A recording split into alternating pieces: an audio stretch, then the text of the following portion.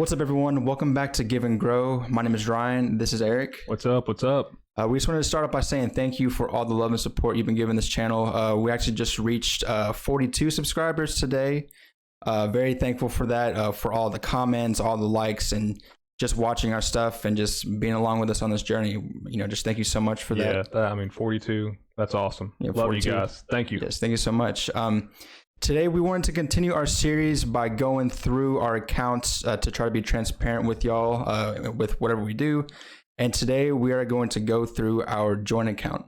I wanted to preface this by just saying that if you haven't watched the last video, to please watch that, because we believe that first video is the foundation of Give and Grow investing. You know, get your 401ks, get your Roth IRAs, get all of that done. And then you can be able to move into something like this, where we're going to be looking into value investing into single stocks, which basically is choosing companies on sale during like a market crash, or when the market is just low, and just holding them and letting them grow and just getting huge returns. So yeah, it's awesome. We love it. Yes, sir. So with that being said, Eric, what is the process behind this account? Yeah, so with our joint account, we use the Motley Fool. So the Motley Fool is awesome because they pay analysts all day and they just study companies. They look at the pros, the cons. They have all this information. Everything you can think of, it's right at your fingertips. This is great for people like Ryan and I who work a 9 to 5, because when we get off work or it's the weekend, we can look at these reports very quickly, and it makes our stock picking process way more optimal and way more efficient. We love utilizing the Motley Fool. There's nothing wrong with having a guide, especially when you're new to investing. We highly recommend it. So the Motley Fool, they are going to pick 4 or 5 stocks every month. So what we do with this, we buy a partial share of every single stock that they pick. Right now, we currently have 80 stocks. So we let these stocks grow for a month, and at the end of the month, we take the top 5%, and the top 5 performers, we call it letting our winners run. We add to those and just let them grow over time. This isn't some kind of magic formula. It's just really for data collection. It gives us skin in the game with a lot of companies that we otherwise probably wouldn't own, or sectors that we really wouldn't be interested in. But this kind of just increases our knowledge, and it just makes us better investors. So yeah, that's the process behind this Motley Fool account that we have. Yes, sir. So when we're choosing companies to value invest in, what are some of the things that we try to look for? I'll say there's 4 things that we're looking at. Number 1, we're looking at leadership. We want to see innovation. We want to make sure that the leader has, character, in our opinion. We want to make sure that the leader has a plan for the future, that they're focused, and that they're really excited about their own product. The second thing that we're looking at, I would say, would be the intrinsic characteristics. We're looking at the moats. What gives a company a competitive advantage? Can they continue to have this competitive advantage? Do they have a certain brand? Are they continuing to grow? Thirdly, we want to look at the finances. You have to look at the finances. You have to look at the balance sheets, the income statements. This can be tedious. Ryan and I are actually going to offer a course on this one day if you're more interested. But we're going to kind of go over a couple things you want to look at. There's 5 or 6 growth rates you want to see. So we want to look at revenue. Is the revenue growing year over year at a certain percentage? We want to look at equity.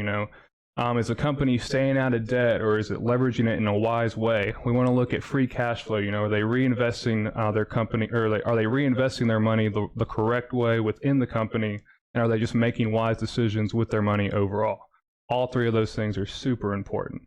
Lastly, you have to realize you are a partial owner of the companies that you invest in. You might be a small owner, but you should still consider yourself an owner. Do you like what the company's trying to accomplish? Do you take pride in the company? If you don't, you probably shouldn't invest in it, but those are some of the major things that we look at. So Eric, let's talk about a company today that has a lot of buzz around it, Tesla. Based off the things that they mentioned, what about Tesla makes it a valuable company to invest in? Oh my gosh, Tesla has a lot of buzz right now. So let's look at this. If you had invested in Tesla back in 2012, let's just say you put $10K into it, that $10K would now be well over $1 million today. That's awesome. That's a lot. That is crazy, crazy, crazy. Okay, so let's see if Tesla kind of passes all the 4 things that we talked about. Well, first we talked about leadership. Good old Elon Musk. When I think of an innovator, I think of Elon Musk. When I think of the way he runs his systems, he starts with the physics of everything. He kind of goes against the grain. I would consider him like a rule breaker. Just an awesome leader, in my opinion. The second thing we talked about, the intrinsic characteristics. They're building a brand. When I drive on the road, I probably pass at least 5 to 10 Teslas every day, and it's just growing. It's growing. The third thing, the finances. We're going to pull up some charts. You can see their revenue continues to increase. I think it's doubled over the last 3 years. Let's see, the equity continues to go up. And we're going to pull up the free cash flow. All these things. I mean, so far passing all the tests. And then the last thing, are you proud of Tesla? Would you be a proud owner of Tesla, Ron? Oh yeah, for sure. Yeah, I think I would too. I mean, we actually own partials of them, so I'm so proud to hold.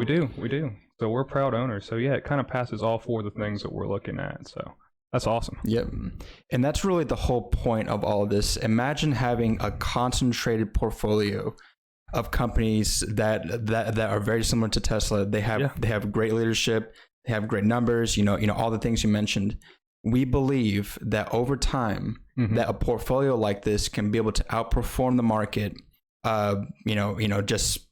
Which is kind of crazy to think about, because a lot of people say that there's no way that you can beat the market, but average investors can. Average investors couldn't do it, but we believe by doing all this data collection and research and trial and error that we can be able to make that an actual reality in the future. So absolutely. So that's going to wrap up today's video. I just wanted to end this by just asking you, what kind of stocks are you looking to get into?